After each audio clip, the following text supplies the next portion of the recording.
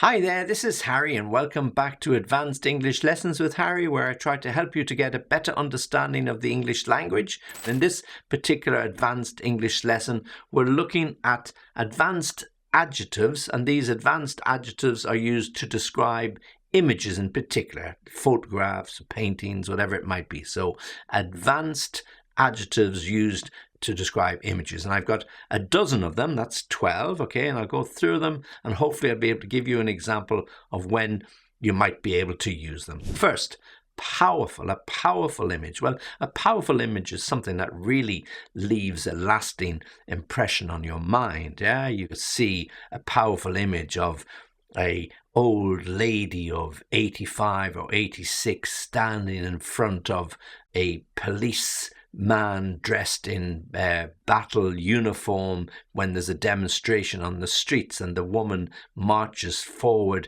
to confront these police officers to ask why are they blocking the route and why can people not demonstrate peacefully on the streets. So that would be a very powerful image.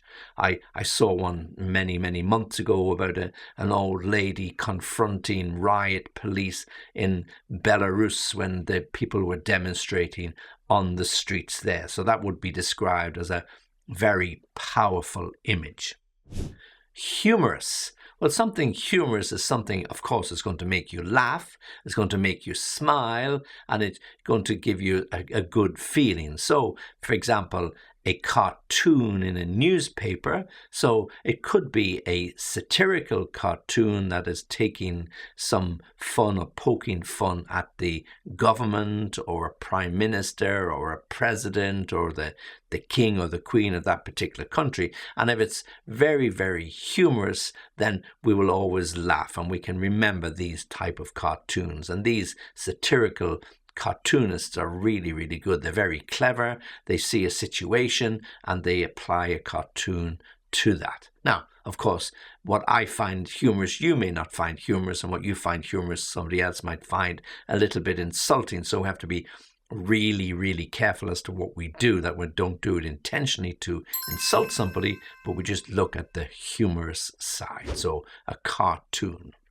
Raw, R-A-W, raw. So a raw image is something that's not properly or fully processed. So if you go out and you take a photograph or beautiful, or what you feel is a beautiful landscape view of mountains or valleys or rivers, then in its raw state it probably looks good, but perhaps it needs some added photoshopping or some touch-ups to make it look really perfect. So raw in its raw state is the first state that you happen to see. Number 4, meaningful. Well, something meaningful is something that gives you some idea that there's something behind it. There's a reason why this particular image has been taken, and meaningful. So you need to feel that it's not just done for the sake of hanging on a wall to make you feel warm, but there's some deeper meaning to the photograph, some deeper meaning to the sketch, something meaningful, something that has got some depth to it. Okay, well, another adjective, and it's 2 words together, well composed. And when we write it, you'll see it here on the screen with a hyphen, well composed. So if you're looking at an image that's well composed, you could imagine seeing, let's say, a country scene. Okay, you've got a cottage, you've got fields, and you've got mountains as well. So it's well composed if you've got the picture of the cottage at the beginning, or the front, or in the forefront or the foreground of the painting or the photograph. So it's in good proportion, and then are surrounded by a green field with a fence, and then in the background you've got these mountains, maybe capped with snow or lined with trees. So everything is in specific proportion. So we could describe that as a really well composed picture or well composed painting. So everything is in proportion, rather than people in the painting that are a little bit out of shape compared to the rest of the items or articles or things that are in that painting or picture. So something well composed, there's good definition to the picture, good definition to the photograph, so you can see very clearly your little cottage surrounded by roses, behind it a field or the fence and whatever's growing in the field, and then at the very back in the background you've got the range of mountains or the mountain range, and the peaks are capped with snow. So that would be a good description of something that is well composed. Number 6, something that's iconic. Well, we can all think of images that we have seen over the years that are iconic, and they're iconic because they last with us a very, very long time.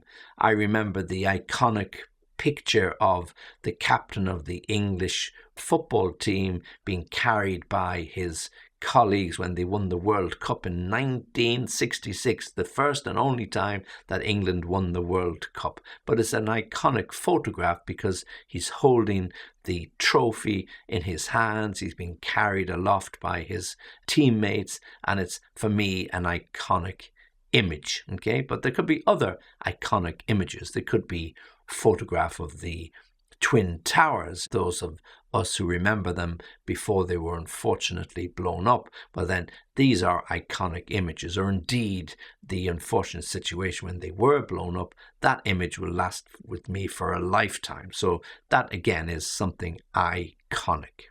Number 7, evocative. Something that's evocative is something that gets your emotions, gets you thinking about it. So lots of images may not be evocative for everybody, but they can be. So something evocative gets you thinking, gets you feeling. So perhaps it's a flood, and there are rushing waters coming down the streets. So that really gets you thinking about it. Perhaps it's the remains of a thunderstorm or a huge hurricane that has come through a part of America and has left houses and properties destroyed. Those can be quite evocative images. These are all something that gets you thinking, gets you feeling, gets you wondering as to exactly what happened next, or what would you do in that particular situation. Get the blood flowing. In some cases it can get the blood boiling a little bit, and people can get a little bit angry or aggressive about certain images. Cluttered. Well, cluttered means when there's a lot to something, there's a lot of mess. If your bedroom is cluttered or your office is cluttered, you've got papers everywhere, books everywhere, clothes everywhere, you can't really move. So a cluttered image is something that's not so clear. Yeah. So I often look at these paintings by Picasso, and to me, they would be very cluttered. There's lots of things in it. You're looking at images of a goat or a trumpet or a piano or whatever, and they're all combined in one particular painting, and so there's a lot happening in those particular images, and to me they're extremely cluttered. So I like things to be a little bit more defined. So cluttered. Bleak. A bleak image is something dull, something that shows that there's no warmth, or it's very wild. For example, a photograph or a picture of a wet December day when the wind is blowing, the rain is coming down, there's no color in the sky, there's a grey background of dark clouds, there's no flowers because it's the winter time. That would be a very, very bleak image. Yeah. Okay. Or indeed an image of a overcrowded city where there are just lines and lines of tall buildings, of these high-rise apartment blocks, all grey and dull against the grey sky in the background. That to me would also be a bleak image. Something that's repetitive or a bit repetitive. So image is something repetitive means over and over again, or perhaps something that we have seen time and time again. So there's no difference to it. It looks the same as something else. Yeah. So a look at a beach, or a line of traffic, or something on an ocean. These could all be a little bit repetitive because we've seen these images time and time again. Number 11, flawless. Well, flawless means without error or without mistake, something almost perfection. Now, not sure what the definition of perfection is for everybody because it means different things, but a flawless image, something that you can't really find fault with. So when you look at it, it just looks like pure beauty. Yeah, a flawless image. For me, when I look at a flawless image, that iconic photograph of Marilyn Monroe, that looks to me flawless. It's perfect. The perfect smile for somebody, yeah? Flawless. Or a picture of the Statue of Liberty or the Eiffel Tower, flawless. It's a perfect structure, no problems with it, no difficulties, really good, interesting, exciting architecture. And then finally, something that looks elaborate. Number 12, looks elaborate. An elaborate image. Well, it's something adorned with jewelry. So a photograph or picture of a crown, a queen or king's crown would be very elaborate. Or if you saw the funeral of the Queen of England, there were lots of elaborate images taken from the Queen's funeral when her coffin was lying in state inside a Westminster Abbey, surrounded by these soldiers who were dressed in a certain military attire that was suitable for the occasion. This could be described, in my opinion, as extremely elaborate. Yeah, so the coffin, very elaborate, the Queen's crown, very elaborate, and the uniforms worn by the different soldiers from different parts of the military, again, extremely elaborate. But these uniforms were particular for that particular occasion. Okay, so we have the 12 advanced adjectives that we can use to describe images. And let me give them to you one more time. Powerful, humorous, raw, meaningful, well composed, iconic, evocative, cluttered, bleak, repetitive, flawless, and finally something that looks elaborate.